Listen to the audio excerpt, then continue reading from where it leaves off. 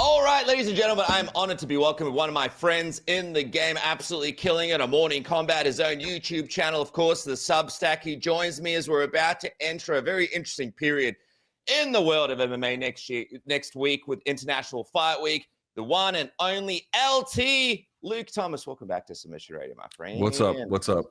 Your wife was in Australia. Sydney. Yeah, Sydney. She had very nice things to say about Australia.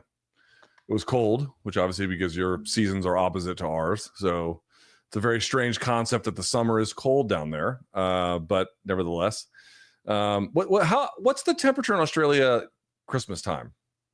Oh, dude, it's hot. It's hot. So everyone's got a barbecue. So depending in Sydney, in those places, it could be 30 Celsius, something like that, even more. That's hot, yeah. Yeah, it's but hot, no, man. she went and saw Bondi Beach. I mean, obviously you couldn't get in, but it was still nice to see. And but actually, there were people surfing. She showed me. She FaceTimed me when she was down there. Yeah, you know, and she said, you know what she said? There was a lot of people doing TikTok dances in the street, more than here. Well, yeah, that's the only downside of Australia. But I like this. That's tick. All right, the wife is sold. We're slowly getting Luke Thomas to move to Australia. Things are looking good. Things are not well over your part of the world. So I'm slowly getting you to move down here and basically stay in my house with me. So before that happens, though, man, there's a few things to talk about. First things first, man. This past week saw another Conor McGregor situation. I just want to go to the words of Ben Folks on this, who wrote a very good article on Uncrowned.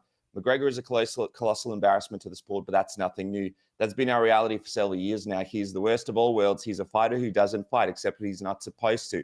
He was the biggest star in the UFC, and the association is still strong enough that he can continue to heap shame onto MMA while offering it nothing in return. From Luke Thomas on that Substack, make sure you sign up now. Luke, not looking good for Conor McGregor. Yet another, like you said perfectly, was there for the rise and now is kind of contributing to its fall.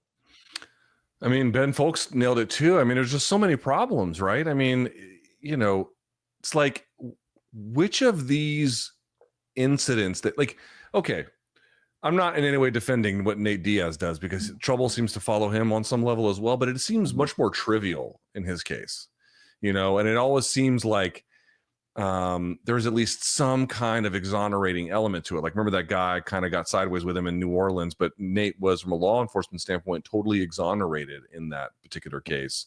Or even more recently on this Russian television show where things got out of hand, but then they left. They didn't want more of this in their life. You know, there's at least something to say that, you know, they recognize limits matter and that, you know, this stuff isn't necessary.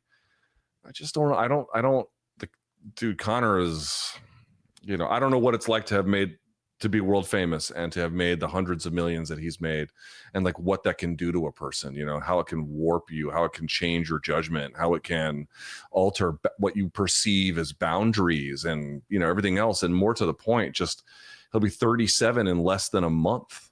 You know, there's been no real back half of his prime. And now we're at the point where, like, even getting back at all, the window to that is closing.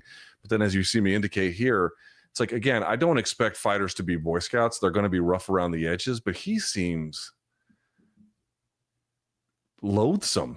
You know, how can you, as a person, again, you're going to judge people on a sliding scale. But I mean, there's just been enough issues around him. By the way, like this issue that took place in Ibiza, this isn't even his first run-in with people in Ibiza. There was a woman who alleged to be on a boat with him, and he got violent enough where she had to leap off of the boat. And then, you know, initially was too scared to put in a police report. She eventually does, and then has to drop it when her car got, and I think even her house got firebombed. Now, I want to be clear, there's no formal connection to McGregor in any kind of way. I'm not suggesting that there is. I'm simply saying, like, just understand what seems to follow this guy and like what happens in his orbit, even if that situation, there was nothing to it or whatever the disputed account. The fact that he's here back in Ibiza, you know, and he's like literally committing a crime on tape. And then also, as I understand it, I'm not in Ireland, but he's preaching to Ireland to like keep out immigrants because they're pro-crime. I'm like, dude, that seems like a lot of projection on his part. He just seems awful. I don't know how else to say it. Sean Sheen was on the podcast yesterday, spoke about how people in Ireland are kind of over McGregor as well. It's just a curious and crazy and kind of unpredictable situation, as I bring up the fact that when you look at his run in MMA, man, like there was some real massive moments for him. Just going back to 2015, Jose Aldo, obviously the Nate Diaz, he was able to win that rematch. Eddie Alvarez was probably apex mountain, I would say, because he was able to get another belt. And then after that, it's just crazy to look that the last time that he fought was July 21. In that fight, he was well past the McGregor that we already knew. You know, he sustained almost a career-ending injury there as he was being dragged out of the octagon because he was yelling at Dustin Poirier about his wife being in his DMs. It's also interesting to note that most of the people that he's beaten are almost retired, right? Like Max Holloway is still in there, but most of these guys are almost done or retired. How crazy is it to now look at Conor McGregor's legacy, knowing, all right, there was no back half of his career. All right, there was no real return. And all right, it finished this way against Dustin Poirier. Yeah, I mean, put the resume up one more time if you can. You can put it over my face. I mean, I would argue that the last time Conor was really Conor would be the Alvarez fight in November of 2016. We're coming up We're coming up on 9 years now. You know, yes, the fight against Nurmagomedov was huge and he was still Conor in a sense then, but I'm talking like what made Conor special was not losing fights, right? What made Conor special was upping the ante, and he lost to Nate, but then he got it back, and then he goes and beats Eddie. I was there that night. I think you guys were there that night, if memory serves. Yeah, you were, right. I mean, you remember that, dude. That night was fucking insane in New York City. It was, I mean, I'd never seen anything like it in the sport before or since, to be perfectly honest with you. I was just saying this on my live chat.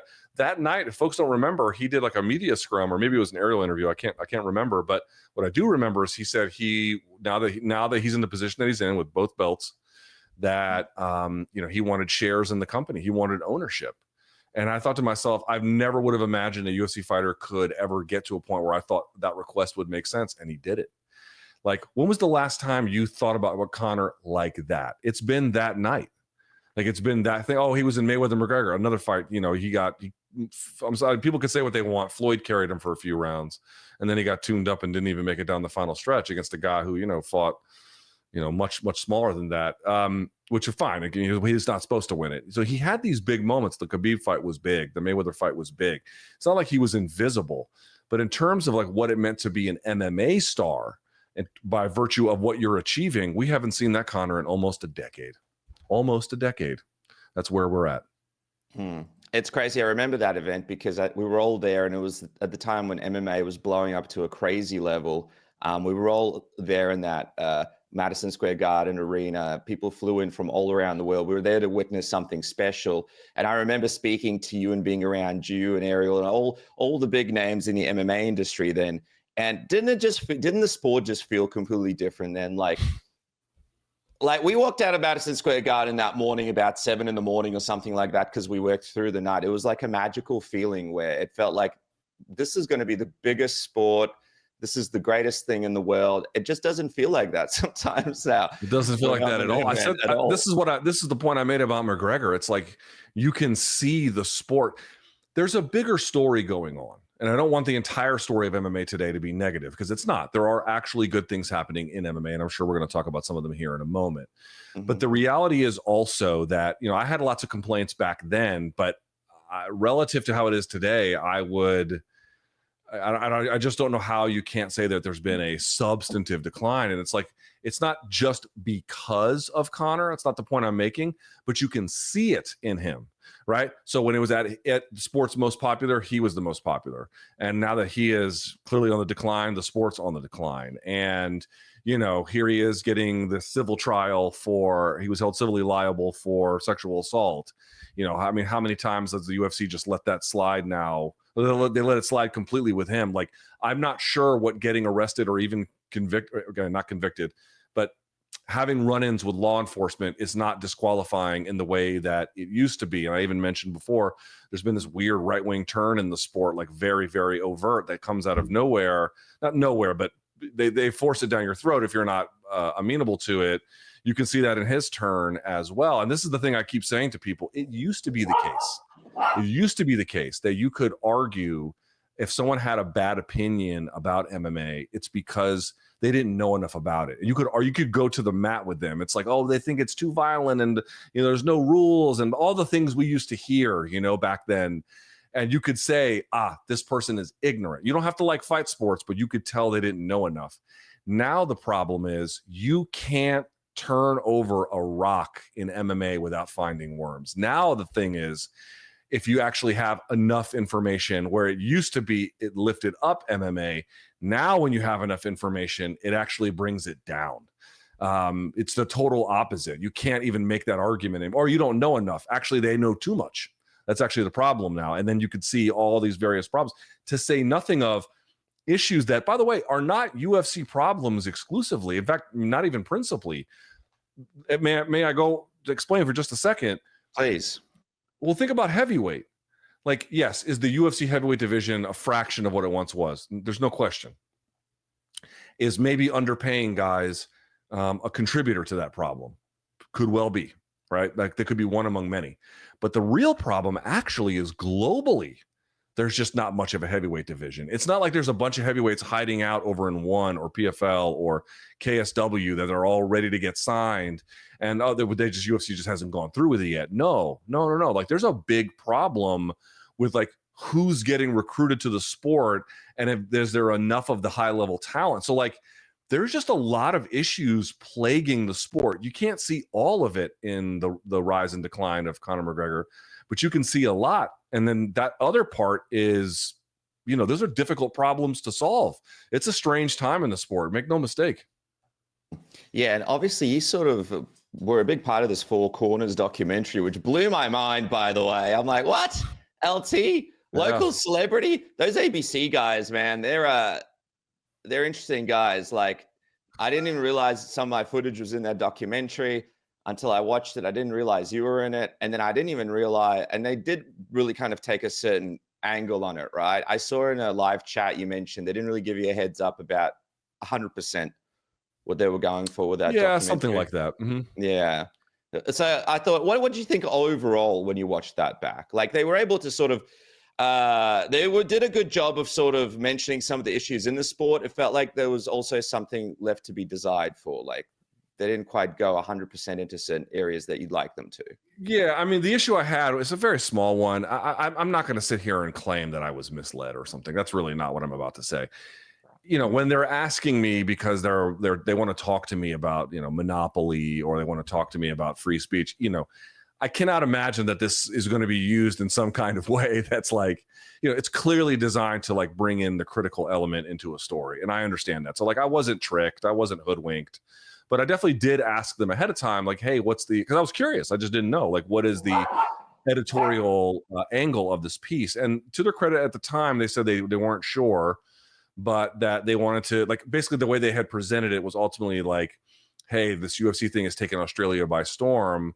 Let's tell the story about it. And I thought there would be, some parts that were good, some parts in the middle, and then I would have some of the more critical, me and others would have some more, critical elements that were discussed. And then, on some level, that's basically what they did. This is what I mean. Like, I'm kind of nitpicking a little bit, but I guess I would say relative to how I understood it, as it was explained to me, it was more negative than that. But I'm really not going to sit here and, as I say, I was tricked. There's none of that. No. It's just, it's weird. I don't know how the health of MMA in Australia is relative to the US, because it seems like your media is in a different place in terms of how they understand the sport. But that was my impression. But overall, candidly, I didn't watch much of it. I only watched a few pieces of it. I thought it was fine. There was nothing in there that was new to me, right? I mean, all of that stuff is designed for, like, I've known Nate Quarry personally for a long time. All of that stuff was designed for an audience that didn't know that stuff, that had never heard of Beck Rawlings, that didn't know Tyson Pedro or whatever, didn't know any of these things. And so it wasn't like I wasn't the intended audience for it, if that makes sense. All right, guys, before I get back to the interview, I just want to thank my sponsor, MANSCAPED, for making this program possible. Did you guys know with a code word submission, you guys could save 15% off? That's 15% off plus free shipping from all of the great products on the Manscaped website, but I want to talk to you guys about the Chairman Pro. The Chairman Pro is a high-tech, data-approved grooming upgrade, which is perfect for the Father's Day over there in America. But if it's not Father's Day, it is an electric face shaver that can tackle up to 5 days of growth and features 2 interchangeable blade heads. It's waterproof. The battery life is awesome, up to 75 minutes of runtime on a single charge, but it also showcases the battery level so you know when it's time to recharge with a display. Of course, it's got the travel lock, the LED spotlight, and most importantly, the 2-year warranty the Manscaped comes with. Manscaped, of course, has the Lawnmower 5.0, the Beard Hedger, and all sorts of other products, some of the most comfortable underwear out there as well. So go to manscaped.com, use the code word submission, get 15% off and free shipping today. And guys, I also want to talk to you about our friends at SAILY. That's right, SAILY, the best eSIM on the market today. What is an eSIM? Let's say you're traveling, you need to make phone calls, you need to download data, you need to be able to use your phone. Don't line up in a stupid queue and replace your SIM card, lose your current SIM card, and sign up to some plan that lasts for months. Use SAILY today. You just have to download the app. You just choose the location where you're at. You choose the amount of data that you want, and you are sorted, my friend, to use your phone wherever you go, whatever country you go to. It's easy to use. Like I said, all you need to do is just download the app. You avoid roaming costs, never ran out of data because you're able to update it and increase it wherever you go. It's one eSIM for all of your trips, so you don't have to change SIMs everywhere you go. And it's got global and regional plans as well. Get up to 100 gigabytes of data or as little as 1 gigabyte of data for a week or half a year. SAILY is your place to go for everybody out there who's looking for an eSIM. So download the SAILY app now and use the code submission or go to saily.com/submission. The link is in the description below and you guys get an exclusive 15% off your first purchase. That's 15% off your first purchase. Try SAILY today. And now back to the program. That I have to bring in front of you with Jon Jones. Did you see he was doing an interview with Full Send Podcast, and it seems like, surprise, surprise, Jon Jones is over talking about Tom Aspinall more so than us. Have a look at this. To fight Tom Aspinall from the UFC. Like, what does the UFC got to do? Said something real wild on off the cuff. I'll see you guys later. That's it. Yeah, right. thanks for. Is it? Wow. John, they asked you about what the UFC needs to do to make this Tom Aspinall fight. Apparently, LT, that's a question one too far for one Jon Jones. Not even he wants to sit around to talk to Full Send, who's like a massive UFC connected sponsor, and talk about that fight. Outraged he was. What do you guys want me to say at this point? I'll say something negative. You'll quote tweet it or put it in an Instagram thing, and then he'll show up in the comments and call us nerds and shit. You know what I mean? He loves to call us nerds in the comments. He always. Yeah, I know. It's like, dude, can I be honest with you? I mean, I'm being dead serious. I mean, I'm not even doing a bit. I'm like, genuinely, I mean this. And I mean this sincerely. I was very lucky. I got to see the very best of his career, and you probably did get to see a lot of it as well. I'm sure. Mm-hmm. You know, we got to see really special times, from the Shogun fight to his contendership run to the Gustafsson fight and the rematch and the Cormier fights. And like, dude, I saw one of the best fighters of all time do his best work, and I feel very lucky that I got to see that. But, you know, speaking of Conor, we can't talk about the fact that Conor just can't be law-abiding without mentioning that Jon Jones has real challenges with that as well, to put it quite fucking mildly.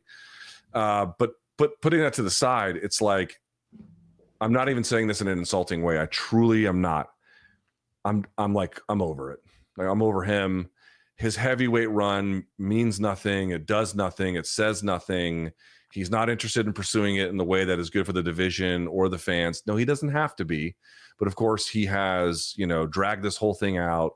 It's like, how can anybody be interested at this point? He has done everything possible to make us uninterested. And message received, man. Like, I don't even want to talk about it anymore until something is final. He's stripped, or they make the fight or something. You know what I mean? Like, there's some kind of actual movement, because everything else in between just feels like an insane waste of time. Does it not? There's nothing to, like, ultimately, what do we learn from that clip? Nothing changed. We're still in the exact same place that we were before. We're still being asked, what's John gonna do? You know what I mean? Like, It's just this over and over again. We got to stop. We got to stop and then just move on. And if he never fights again, truly, I do not care. I am over it. It'd be cool if he wants to come back and fight Tom. Hey, I'm not going to stand in the way. I'm not going to say that would be some kind of travesty. It would not be a travesty. But if he never comes back and they never do another fight with him, it's okay. Because I've saw the good that he had to offer. And if all that's left is this, who on earth would be the audience for this? This is nothing. How dare they ask the heavyweight champion about what needs to be done defending his title fight against the interim heavyweight? How dare they? I'm walking off from that interview, Luke. That's just one question too far. This is what I mean. So you know what I'm saying? Like, this is what I mean. Like, what are we doing? Why are we talking about it? And I'm being dead serious. I know why we're talking about it, because it gets clicks. But in seriousness, like from like me to you, there's nothing here. There's nothing here. And there hasn't been anything here for a while. I'm going to wait till there's news and then go from there. Well, one man out there who looks like he's had enough is Sean Strickland. Luke, Sean Strickland has booking ideas from Tom Aspinall. Have a look at this through the Mac Live. Shared Alex versus Tom for the heavyweight belt. It looks like even Sean Strickland is fed up with Jon Jones. But what do you think? Like, is this something that they could do? Alex Pereira was weighing in at 240 something just the other day. Do you just move forward? Do you just make this fight happen? Will fans forgive it, considering everything that's been going on? I think you could do it. I don't know if they will. I think they still want to do the Ankalaev rematch. I think that's still something that is of interest to them. Also, I'm just going to say this. I don't think it's in any way absurd, in my experience, to see a light heavyweight at 240 off camp. I've seen a lot of that, as a matter of fact. Not too much higher than that. 250 starts to become a problem, but at that point, why are you trying to cut down? But I've definitely seen people hover in the high 230s and low 240s. For sure. It's not that unusual. Now, again, that's still quite big. I understand. So you're asking like, oh, could that be leveraged for a heavyweight fight? It certainly could, and I think there'd be interest in it. But I just feel like, dude, you got to bring some fucking order to that heavyweight division. If they can't make the Jon fight for whatever reason, you got to give it to Aspinall versus whoever the next guy is. Is it Gon? Is it Almeida? Whatever. They can figure that out. And I think if that happens, then you could do it. But I doubt they go to it right away. Yeah, do you feel like it's going to be Gon, maybe, this first? Probably is going to be Gon, which, by the way, is kind of an interesting contest on the feet. And I'll also say this. I think if Aspinall loses, because the thing is, it's not, people automatically assume that people who want to see the Jon-Tom fight want to see it because they want to see Jon lose. Well, I definitely think that Jon would be up against Tom, but I'm not one of these people that's like, oh, how much do we know about Tom? Not that much. Like, we know he's beaten really good guys, but he's fought for a very short amount of time. We don't really know that much. Gon's one of these guys where maybe we could figure that out. We could find something out about that. Maybe not. I mean, we guess we'll have to see. But, this idea that we know everything about Tom is really not realistic. We don't. There's a lot we don't know. So I would favor Tom to win that one too. But I'm just saying, people treating like the Jon fight like a foregone conclusion, getting it wrong. And I think if Tom loses, Jon will come back. I think at that point he'll be like, oh yeah, like, if it's Gon again, he's going to take that fight or whatever. He would leap at it. I'm fascinated as well because when Gon was going to fight Jon Jones, before that fight happened, we were all like, oh, what's going to happen? Because we had a different perception of Gon. Surely Gon was away this whole time thinking about how badly he fumbled the bag against Jon Jones. And now we're expecting that version of Gon against Tom Aspinall. A lot of people are just like, well, Tom Aspinall is just going to shoot in on Gon and beat him in the first round. But you would think that Gon's been away while he's doing all the filming and the shooting and the acting, just reflecting on how badly that Jon Jones fight was and how big that moment was for him, right? Like how it overwhelmed him and how he wasn't able to show the true performance that he wanted to against Jon Jones. I'm not saying that he's going to beat Tom Aspinall. I'm just saying there might be a different version of a Gon with a bit of a chip on his shoulder that shows up to the Tom Aspinall fight. I thought he lost to Volkov. I've been yeah. Well, I mean, but he was there, right, Luke? Like he was mentally there. Jon Jones, he was like a diminishing light that just got put out as soon as he stepped in the octagon. I mean, yeah, I mean, there's something to be said for that. But dude, Gon is a mess. His decision making in the grappling department is very bad, And that's why he ends up in a lot of the situations that he's in. When he was out there pumping the jab and moving on people, I was kind of excited about him, right? I was like, wow, look at this heavyweight. And obviously he's very athletic. I mean, that doesn't change. But, you know, in the Ngannou fight and in the Jones fight and even in the Volkov fight, he just continues to make decisions that are truly amateurish. And it's like, at this point, man, if you haven't figured out some of this stuff, you know, you're just sitting for ankle locks rather than passing, which I think is a bit of a red flag. Not always, but in certain cases, it can definitely be a red flag, especially if you're inexperienced grapplers. It's a very big red flag. And then you're sitting to the wrong side when you do it. You know what I mean? Just really fucked up mistakes that are very, very bad. It doesn't give me great confidence, you know, on the feet. If you can keep it on the feet, that's a little different. I think that'd be kind of a fun contest.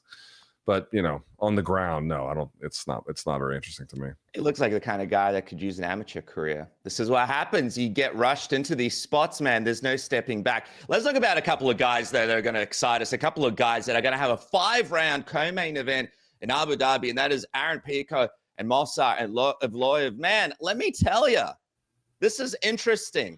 Recently, I saw on the Who the Fuck podcast, Alex Volkanovski's coach said, Alex still can't see out of his eye, so he's not going to be fighting anytime soon. Looks like for Movsar, this is Alex Volkanovski? Yeah, his eye is still. You remember how he couldn't see against Diego Lopez towards the end of the fight? Vaguely, yes. Well, he still hasn't regained 100% of his vision in that eye. Yeah. Jesus.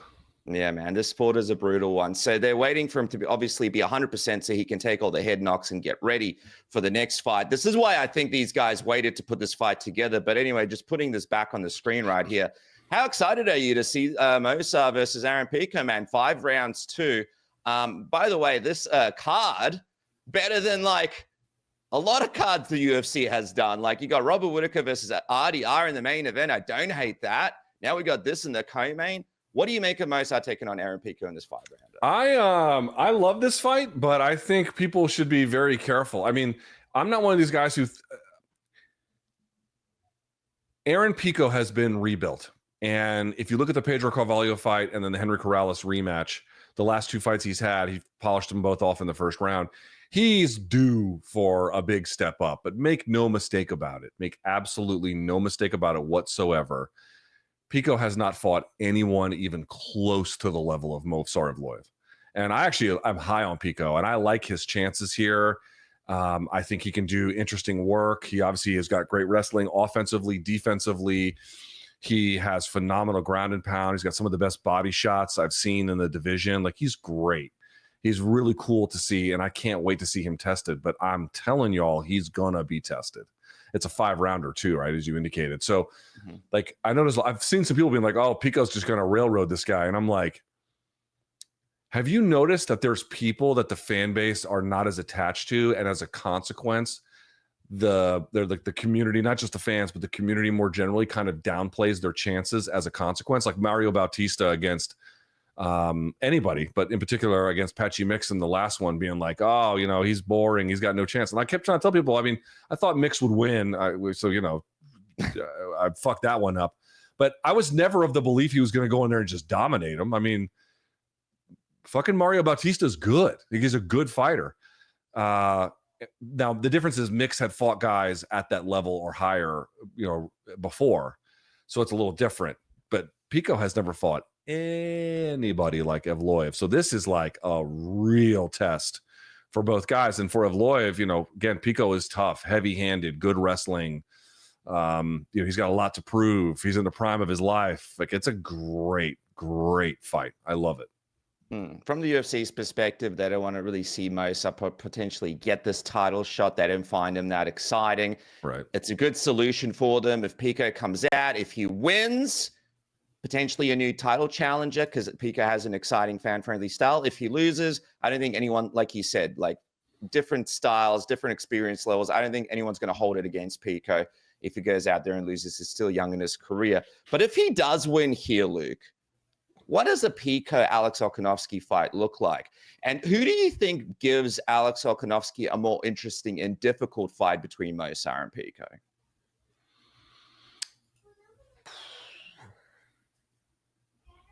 Okay. So I'm going to make some assumptions. Let's go talk about the first part first. What does a Pico and Volk fight look like? Mm-hmm.